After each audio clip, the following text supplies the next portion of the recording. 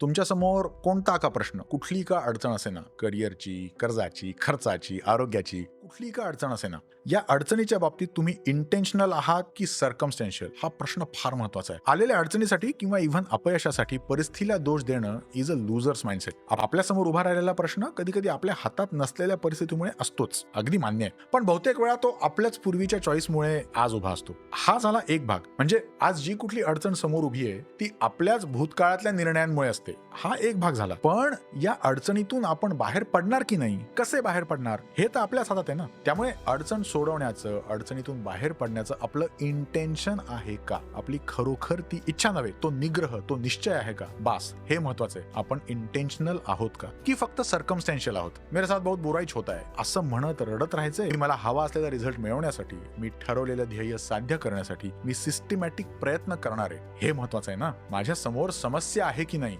ज्यावरून माझं जीवन कसं आहे हे ठरणारच नाहीये. कारण समस्या निर्माण होणं हे जीवनाचं अढळ अटळ सत्य आहे बॉस. अडचणी येत राहणार आहेतच, आरोग्याच्या, करिअरच्या, नात्याच्या अडचणी येत राहणार आहेत. आपला प्रतिसाद काय, सर्कमस्टेन्शियल आहे की इंटेन्शनल आहे, बस त्यावरून आपलं जीवन कसं आहे हे ठरणार.